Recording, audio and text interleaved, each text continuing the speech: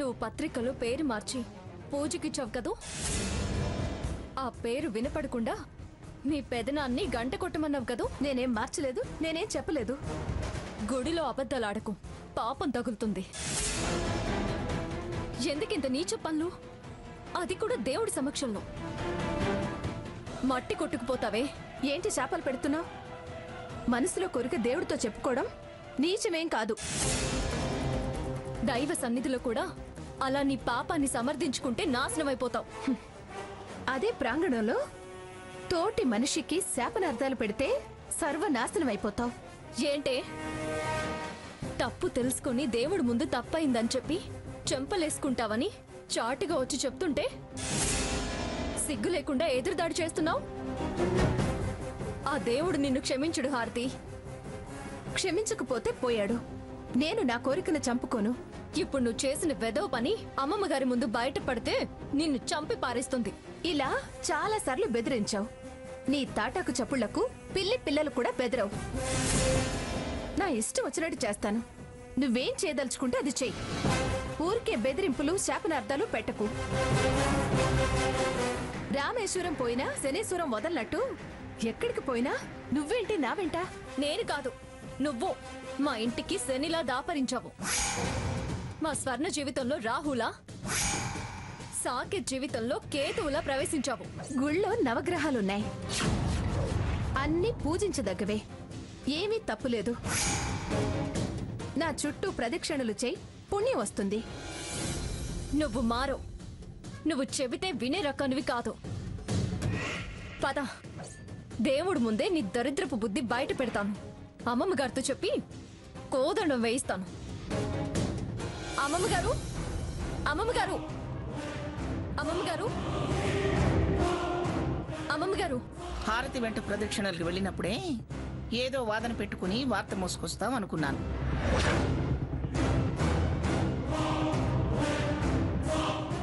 ఏమిటి, ఏం జరిగింది అక్కడ? ఎందుకు అరుపులు? పెద్దమ్మమ్మ గారు, నన్ను మీ ఇంటికి తీసుకొచ్చిన దగ్గర నుంచి ఎప్పుడు నా వంకే వేలు చూపించడం, గోల చేయడం మామూలే కదా.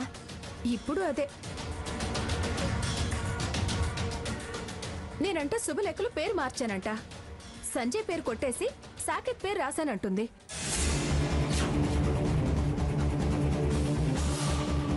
పాప పనులు చేయడం మానుకో, నాశనం అయిపోతావు, సర్వనాశనం అయిపోతావు, మట్టి కొట్టుకుపోతావు, శనిలా దాపురించావంటూ నా వెనకాల సహస్రనామాలు చదవడం మొదలు పెట్టింది.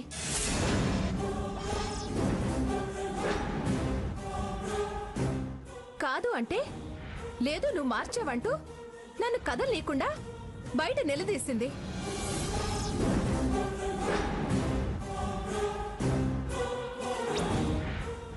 నేను విదిలించేసరికి ఇదిగో ఇలా అమ్మమ్మ అంటూ వచ్చింది.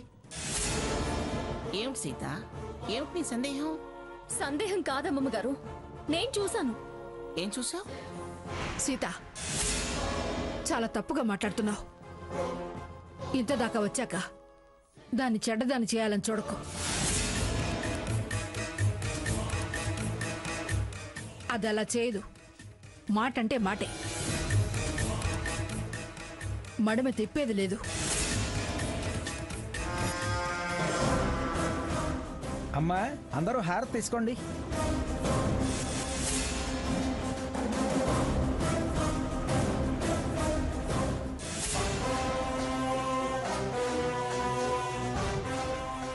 కావాలంటే ఆ కార్డు తీసుకొని చూపిస్తాను.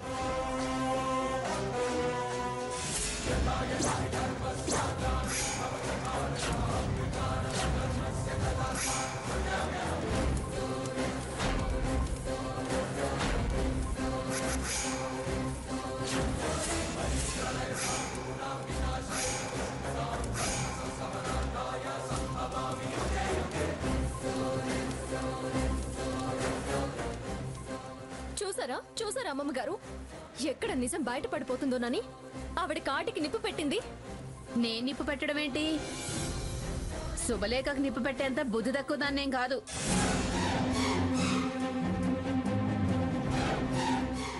మరి అదెలా అంటుకుంది? అది మామూలేనమ్మా, అప్పుడప్పుడు కర్పూరం బిళ్ళలు పక్కనే ఉంటాయి కాబట్టి అంటుకుంటాయి. పూజారి గారు, ఆ? పూజ చేసింది మీరేగా? ఆ? ఆ కార్డులో సాకేతనేగా ఉంది.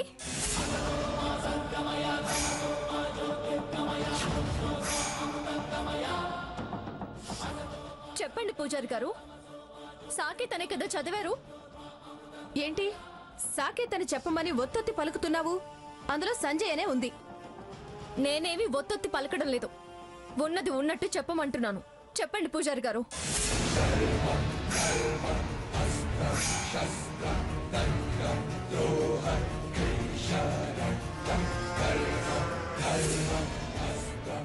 అమ్మా, పూజ ప్రారంభంలోనే పేర్లు చదివాను, ఆ తర్వాత సహస్రనామం చదివా. సంజయో సాకేతో అంతగా గుర్తులేదు గాని మొత్తానికి సా అనే అక్షరమే ఉంది. ఏడిసినట్టుంది, అదేదో సాక్షి అంటారే అలా ఉంది. సాకేతనో సంజయ్యనో క్లియర్ గా చెబితే గానీ జడ్జిమెంట్ రాదు. ఏంటండి, లక్షణంగా పెళ్లి జరగాలని శుభలేఖ పూజలో పెడితే అది కాస్త భగ్గుమని మండిందే అని నేను భయపడుతుంటే మీరేమో సాక్ష్యాలు జడ్జిమెంటు అంటారు. కంప్లైంట్ వచ్చింది కాబట్టి అన్నాను. ఇప్పటికే పెళ్లి అనుకోగానే ఎన్నో ఆటంకాలు. ఇంతకాలానికి ఇంత దాకా వచ్చిందని సంతోషపడుతుంటే ఈ అపశకనం ఏమిటో, ఈ పెళ్లి ఎలా జరుగుతుందో. అది జరగకూడని పెళ్లి కాబట్టే ఆ కార్డు అలా తగులపడిపోయింది. ఏంటమ్మా ఆ మాటలు? అనని పెద్దమ్మా, జరగకూడని పెళ్లి అంటున్నారుగా. భాగి పద, ఈ పెళ్లి క్యాన్సిల్ అయినా చెయ్యి, లేదా వాయిదా అయినా వెయ్యి. అదన్నది నువ్వు పేరు మార్చుకుని జరగాలనుకున్న పెళ్లి గురించి, పెద్దలు అనుకున్న మీ పెళ్లి గురించి కాదు. ఆ దేవుడికి కూడా నీ కోరిక నచ్చలేదు, అందుకే ఇలా ఆగ్రహించి అగ్నిదేవుడికి ఆహుతిచ్చాడు. ఆహా, ఏం కథలు చెప్తున్నావు సీత? అంతా ఆ భగవంతుడు నీతో ఫోన్ చేసి మాట్లాడినాడు చెప్తున్నావు. అది కాలి నిన్ను బయట పడేసింది, లేకపోతే నీ బతుకు మీ అమ్మమ్మ గారే ప్రాయశ్చిత్తం చేసేది. అరచేతిలో హారతి పెట్టి బొబ్బలొచ్చేలా చేసేది. జరిగిందేదో జరిగిపోయింది. శుభకార్యం ఏ అభాస్పాలవుతుందో అని నేను భయపడుతుంటే మీ మాట్లాడి మంగా ఏం చేయాలో తోచటం లేదు, భయంగా ఉంది. నా మనవరాలు పెళ్లి జరగదా? దానికి జన్మలో పెళ్లి యోగం లేదా? నేను రాలిపోతే అది ఒంటరిగా బతకాల్సిందేనా? అబ్బబ్బబ్బబ్బా, భాగీరథి ఏమిటి మాటలు? అయినా పూజకు ముందైతే అపశకునం, కానీ పూజ అయిన తర్వాత కదా ఇలా జరిగింది. ఇలా జరిగిందంటే దిష్టి తొలగిపోయినట్టే, కానీ పెళ్లికేం ఆటంకం కాదు, అనర్థం ఉండదు. నాకు మాత్రం డౌట్గా ఉంది. భాగి, మనం ఈ పెళ్లిని వాయిదా వేసుకోవాల్సిందే. ఏమీ కాదని మంగ చెప్తోంది కదే. ఆవిడ గారు కోరుకున్నట్టు కాలేదని వాయిదా అంటున్నట్టుంది. పంతులు గారు, నేను పేర్లు చెప్తాను, వాళ్ళ పేరు నచ్చిన చేయించండి. చెప్పండమ్మా. చిరంజీవి సంజయ్, సౌభాగ్యవతి నిత్యహారతి. గోత్రాలు చెప్పండమ్మా. అలాగేనండి. ఆ, అబ్బాయి గోత్రం విశిష్ట. ఆహా, అమ్మాయి గోత్రం విశ్వామిత్ర. ఆ. దీని అదృష్టం బాగుంది, లేకపోతే ఇవాళ అమ్మమ్మ గారి చేతిలో చచ్చుండేది. ఇన్నాళ్ళు ఆడిన నాటకాలు, నన్ను తప్పుదో పట్టించిన వేషాలు అన్నీ బయటపడుండేవి. చచ్చా, మిస్ అయిపోయింది.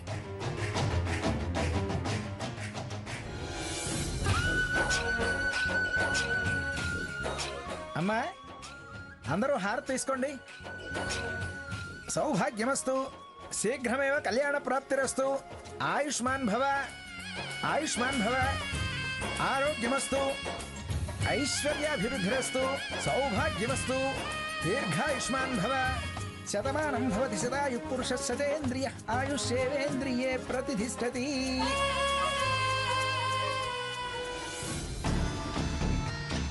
ఆ సీత చాలా అఖండురాల్లా ఉంది. అఖండురాలే కాదు, మంగమ్మకు తగ్గ మనవరాలు. ఎవ్వరూ కనిపెట్టలేదు. శుభలేఖలో పేరు మార్చింది ఆ సీతొక్కతే కనిపెట్టింది. దాని కళ్ళెప్పుడు హారతి మీదే ఉంటాయి. అలా అయితే ఈ పెళ్లి చెడగొట్టడం చాలా కష్టం. నా టెన్షన్ కూడా అదే.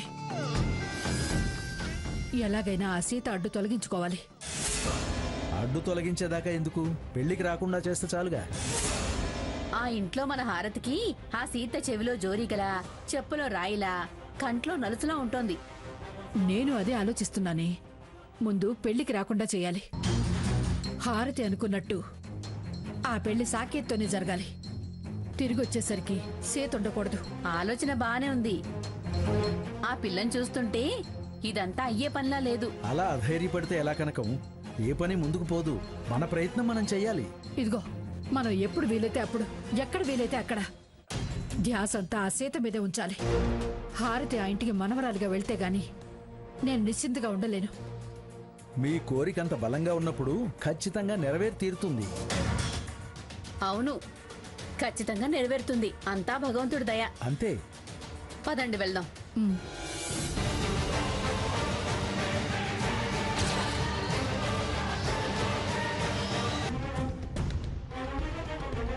శుభలేఖలో పేరు మార్చి పూజ చేయిస్తే సాకేత్తో పెళ్ళైపోతుంది అనుకున్నావా? పూజ ఆగలేదు కదా, అలాగే పెళ్లి ఆగదు.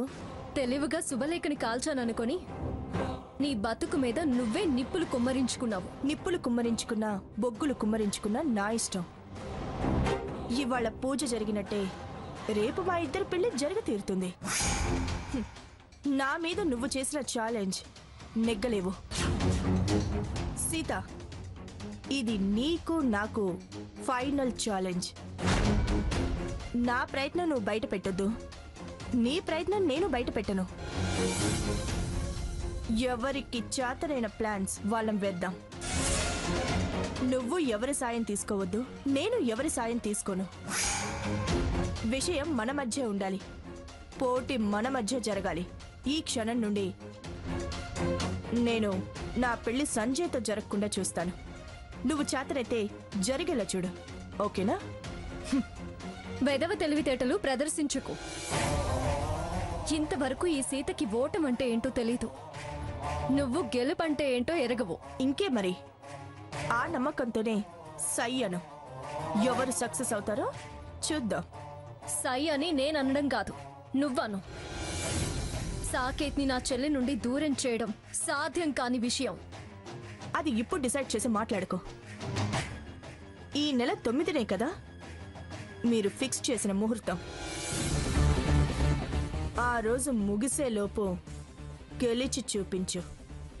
గెలిస్తే ఇల్లొదిలి వెళ్తావా? అది జరగని పని. సాకేత్ దక్కేదాకా ఈ ఇల్లు వదలను, నిన్ను వదలను. జూన్ 9 నా పెళ్ళో నువ్వు ఇల్లొదిలి వెళ్లే ప్రయాణమో తేలుతుంది. నువ్వు మర్యాదిచ్చి మాటలతో చెప్తే వినే రకానివి కాదు. నీ రోగం ఎలా కుదిర్చాలో అలాగే కుదురుస్తాను. మాట వినని వాళ్ళకి వాతలు తప్పవు. ఎవరికి ఎవరు వాతలు పెడతారో, ఎవరి చేతులు కాల్తాయో చూద్దాం. అరిచి పెడబొబ్బలు పెట్టాల్సి వస్తుంది. ఎవరు ఏం రాసి పెట్టుకున్నామో కాలమే నిర్ణయిస్తుంది. నీ ప్రయత్నం ఫలించదు అనడానికి శుభలేఖ కాలడమే దానికి సాక్ష్యం. మంచిది. అదే అగ్ని సాక్షిగా నేను సాకేత్ని పెళ్లి చేసుకు తీరుతాను. అది చూద్దాం.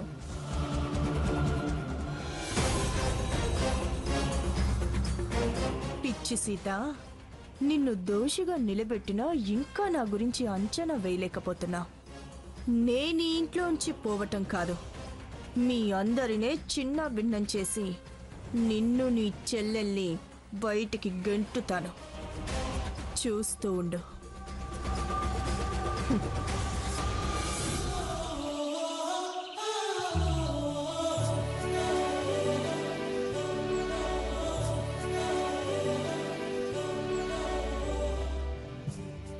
సీత, హారతేది? గదిలోనే ఉన్నట్టుంది. వారిని ప్రత్యేకంగా బొట్టు పెట్టి టిఫిన్ కి రండి అని పిలవాలేమో. మంత్రసానితనం ఒప్పుకున్న తర్వాత తప్పదుగా.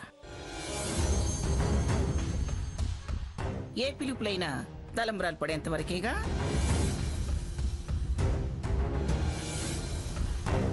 సీత, దాన్ని పిలవే.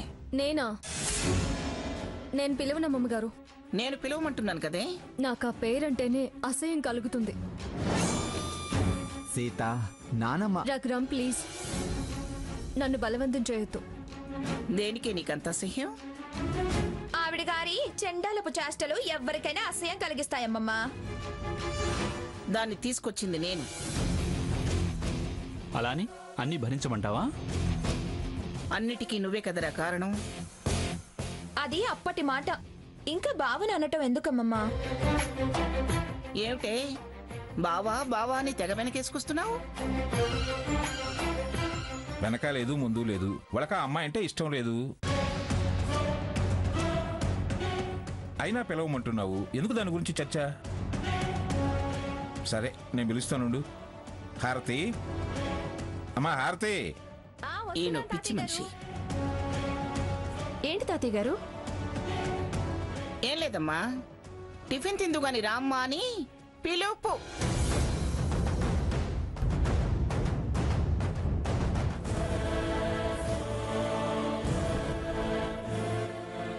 మంగా, ఏం భాగీరథి, ఏమిటి మంది మార్బలంతో సహా పొద్దున్నే దిగబడ్డావు? ఏమిటి విశేషం? ఒంటరిగా వండి వార్చడానికి ఇబ్బంది అయిపోయిందా? మేమంత గతిలేని వాళ్ళం కాదులేండి. నువ్వు ఆగవయ్యా పొగడతల పైడి రాజు.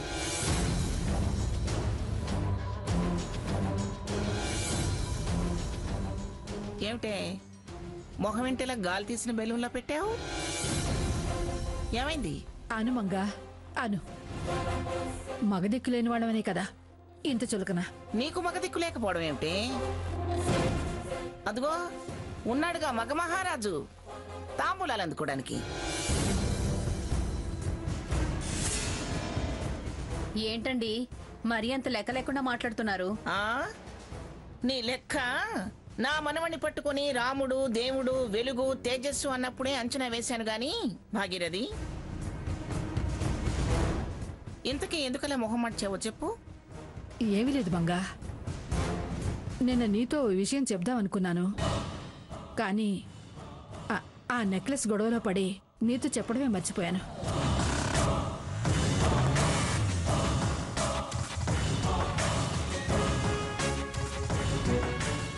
ఇంటికి వెళ్ళాక ఇదిగో వీళ్ళు గుర్తు చేశారు. చెబితే ఏమంటావో అని వెనక ముందు ఆడుతున్నాను. ఇక్కడ దాకా వచ్చి ఇంకా వెనక ముందు ఆటం దేనికి? ఏమిటో చెప్పు. నువ్వేమో హారతి పెళ్లి బాధ్యతంతా తీసుకుని నీ చేతుల మీదుగా పెళ్లి జరిపిస్తానన్నావు. తాంబూలాలు కూడా అందుకున్నాక కాబట్టి ఆ బాధ్యత వీళ్ళు తీసుకొని చేస్తానంటున్నారా? అది కాదు. ఏంటమ్మా భాగీరథి, చెప్పదలుచుకున్న విషయం ఏమిటో సూటిగా చెప్పు. ఎందుకు నానుస్తావు? మా అల్లుడు గారింటి ఆచారం ప్రకారం ఆ ఇంట పుట్టిన ఏ ఆడపిల్ల పెళ్ళైనా వాళ్ళ పూర్వీకుల గ్రామంలో వాళ్ళ కులదేవత ముందే జరిపించాలట. అందుకని అందుకని ఇప్పటికే దీని పెళ్లికి చాలా ఆటంకాలు జరిగాయి. ఆ ఆచారం తప్పితే మళ్ళీ ఏ అనర్థం వస్తుందో అని భయంగా ఉంది. మంగా, ఈ విషయం ఎలా చెప్పాలని సంకోచించాను. అంటే ఏమిటి నీ ఉద్దేశం? మళ్ళీ ఏమిటే ఉద్దేశం అంటావు? చెప్పింది కదా వాళ్ళ ఆచారం అది ఇదని. నేను ఆచారం గురించి అడగడం లేదు, నా గురించి ఏమనుకుంది అని అడుగుతున్నాను. ఇందులో నీ గురించి అనుకునేది ఏముంటుంది? నువ్వేమనుకుంటావోనని తను అనుకుంటుంది. కాదు, ఆచార వ్యవహారాలు పాటించని దాన్ని, సాంప్రదాయాల్ని అనుసరించని మొండిదాన్ని అనుకుంది. చచ్చా, నేనలా అనుకోలేదు మంగా. ఎలా చేద్దామా అని నీతో ఈ విషయం చెప్పాను. మరి అలా చేయడం ఏమిటి? పెళ్లి బాధ్యతలు జరిపిస్తాను అన్నాను గాని ఎక్కడ జరిపిస్తాను అని నేను అనలేదు కదా. ఎలాగో ఏదో ఫంక్షన్ హాల్లో జరిపించాల్సిందే కదా. ఆచారం ఆనవాయితీ అన్న తర్వాత నేను మాత్రం ఎందుకు కాదంటాను? అలాగే నీ అల్లుడి పూర్వీకుల ఊళ్ళోనే వాళ్ళ కులదైవం ముందే జరిపిద్దాం.